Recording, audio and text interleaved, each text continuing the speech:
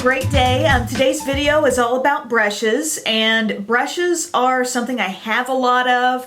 I rotate through a lot of different brands, a lot of different types of brushes, but I thought it would really be useful to share those brushes that I really use the most. I'm not saying I use every one of these brushes every single day, but in this video I actually will demonstrate the face of makeup that I have on, showing each one of them in action so you can really see what I'm talking about. I'd also like to say that while I think brush sets can be a really good place to start with brushes, it can give you a nice sampling of different types you might want to use, and I think they can be a great value as well. And I'd be more than happy to recommend some of those that I like if you have questions about that or would like to see maybe a specific brush sets type of video. But in this video you're going to see a real mix of brands and price ranges, and it's just, you know, having a lot of brushes and a lot of options. These are the ones that I settle in and use a lot just day to day. Starting off with foundation, my favorite foundation brush is my Sigma F80. This is the flat top synthetic style brush. I think these are some of the best brushes Sigma does. I really like this particular cut because I think it works great for circular motions. It covers more surface area at one time on my face than pretty much any other foundation type brush that I have. So I feel like I'm less prone to getting any sort of streaky look with my liquid and cream foundations, but rather a very, very even application and blend. And for concealer, there is a baby version of that one called the P80 that I love using, but I feel like the one I've been gravitating toward more often from that Precision line is the P84. This one is angled, but the bristles are also nicely tapered, so I think it makes blending really easy, whether I'm doing blending right around my eye area with concealer or maybe around my nose. I also think this brush doubles really nicely for highlights, cream highlights all over my face. Maybe it's down my nose, brow bone. The brush that I use a lot for setting my under eye concealer is my Smashbox number 10 brush.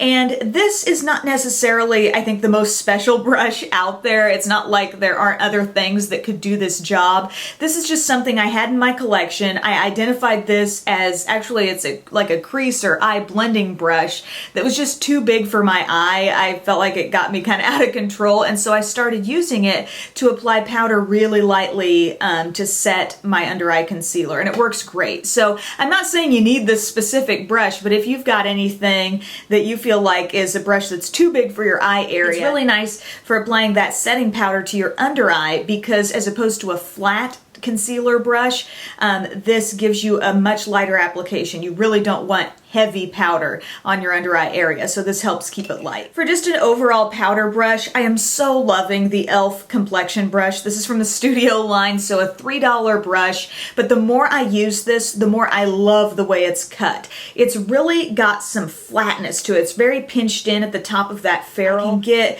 you know, nice kind of patted on applications of powder, or I can blend it in more of a circular motion. Also, for its shape, I love using it for bronzer. So where it's pinched in there, you can kind of use it horizontally, I guess, in your cheekbone area. I feel like it fits there really well for me. Use it really easily around my hairline, so I love a brush that can multitask. For cream blush, there is something that is just absolutely unmatched in my makeup collection. I have nothing that does exactly what this does. It's my e.l.f. small stipple brush. The size is perfect. I have a whole video actually raving about this, but look at how I can stipple and those bristles don't even bend. So when I'm using this to apply a cream blush to my cheeks, I can get just the lightest possible pressure so I can get the blush really smoothly and evenly applied, but I'm not messing up the foundation underneath. It's not applying that much pressure. You can also buff in circular motions if you want to. For powder blush, I've kind of been working away from my Sigma F10. I really like that brush, but mine, I've had it for so long, and I'm noticing a lot of breakage in the bristles, so I've been picking up this one a little more often. And this is a brush that's sold at Walmart. I know for sure it is part of a kit currently of face brushes, but it's called like a high def brush collection, high def face brushes, and it's so soft. And I love how dense the bristles are. It applies blush beautifully. That angle could make it great for contouring as well. So any kind of face purpose, even powder, this could work well. And my last face brush is my e.l.f. Studio small tapered brush. Love this shape. I do have a full review on this as well. It's really nicely tapered up to kind of a soft point there. That makes it good for if you want to use it to set your under eye. It can fit in there, but what I'm most likely to reach for this for is my highlight. Taking a highlighting powder, going right on top of my cheekbone, keeping that highlight confined to the very, small space that you want that kind of a powder in. This is great for that. For cream shadows, I used to be really into just using my finger to get those all over the lid, but as I've used more cream shadows, I've realized that it's much easier to create a blended look with your cream shadows, like some of those really nice long wearing ones that you wouldn't necessarily need to set. It's really nice to use a brush for those because you can actually get a blended out look with them. And one that I love to use for that purpose is my Real Techniques shading brush. It's a fabulous size. It's not too big. It's just flat enough to be able to really place that cream shadow exactly where you want it, but just fluffy enough to actually kind of blend it out somewhat. A couple of eye brushes that I just can't do without, I'm going to talk about them kind of interchangeably, are the Sonia Kashuk medium shadow brush and the small shadow brush. Small shadow brush, first off, is a great size. A lot of times flat shadow brushes will be really big, and if you've got small eyes, it can make your shadow end up looking muddy, getting powder all over the place. This helps me really confine it to a small area, so it's great for just kind of patting that shadow right on, say, one part of the lid as opposed to the entire lid. The medium shadow brush is great for covering a little more surface area. It's great for wedging shadow up into the crease as well. I mean, these two, having both of these, they just work hand in hand so nicely. And then I'll maybe come back to the small shadow brush and use it to just apply some deep shadow right there in that outer corner. These are all about placement. You can blend out with something more fluffy, but if you really want to think about exactly where you're placing your eyeshadows, these are so affordable and such great quality. I've had them for a really long time. When I'm looking to maybe blend out what's in my crease or get a nice soft wash of shadow in my crease, I'm always wanting my Sigma E25. This is a wonderfully shaped brush because it's fluffy, but it's also kind of pinched at the top of that ferrule. So therefore you can use it really nicely in a side-to-side motion and it wedges into my crease great that way. Or you can go a little more vertical and take more advantage of the fluffiness of this brush also. When I do want really targeted color in my crease and maybe I'm trying to build that shade up to an outer V or some sort of shape on the outer part of my eye, love this little guy. Of all the brushes I've mentioned, this guy has hung in there the longest, and it's my little tiny, been washed a million times, Essence of Beauty Fine Crease Brush. This is sold in a duo at CVS stores, and this just fits perfectly in the outer corner of my eye. You might find similar brushes to this, maybe even a pencil brush could do what this does, but I think what makes this one particularly special is the mobility that it has. It's a small brush, but it really does move around nicely and blend. And then you want to blend out those edges. You want to get the most diffused look possible with your eyeshadow, if that's what you want. I love just a plain old fluffy brush. This is my Sigma E40. This is what I use a lot. However, this is a pretty common kind of brush to find out there if you're looking for something, in the drugstore. This is a kind of brush you'll see quite often, and I like using it to go over the edges of more intense colors. I also like using this to apply highlights right under my brow because it's going to give you, it's so full, it's going to give you a softer application. From a more common brush to a brush that's very one of a kind, in my opinion, the Sigma E36, a very small, precise take on a blending brush. I love what this does. On the edge of a crease shade, I'll take this just above my darkest color with sort of a transition or a mid-tone type shade.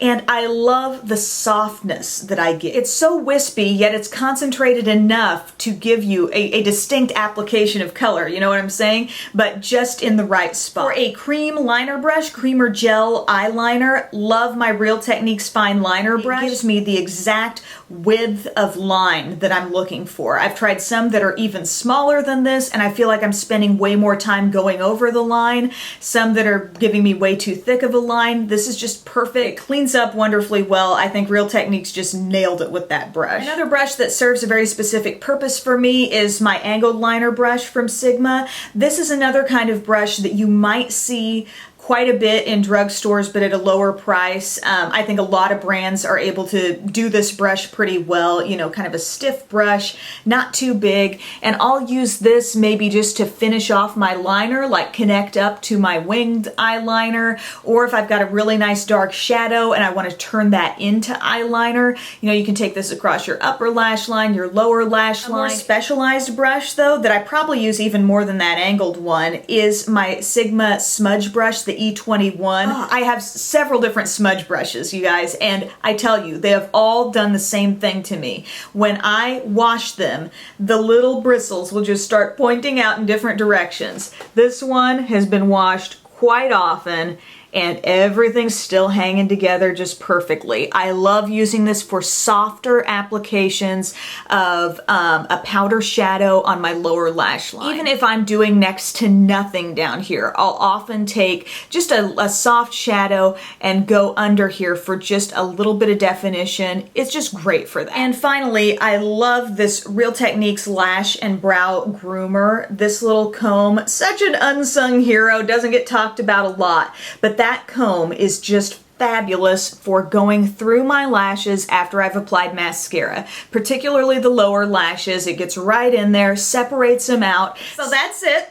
I know I mentioned a lot just then. My look doesn't always call for every brush every day, but I mean, if I had to say goodbye to everything else in my collection and only keep a small amount, these would be the ones that I really feel like I need. Like I said, all-encompassing brush sets are great. They're a great place to start if you're wanting to learn about a lot of different brushes and get a pretty good value on them. Sigma's got a great kit called the Complete Kit, and I think it gives you a lot of great basics, and I review a lot of different little brush sets over on my Beauty Broadcast Express channel. If you're into that kind of thing, I have a whole playlist of brush videos. But I also think different brands can put out some different things, and maybe, you know, you've got that brush set that you love, but this video gave you an idea of a few different things to supplement in and add to it and maybe make your life a lot easier when you're putting your makeup on. So thanks a lot for watching, guys. I appreciate it, and I'll see you next time. Bye.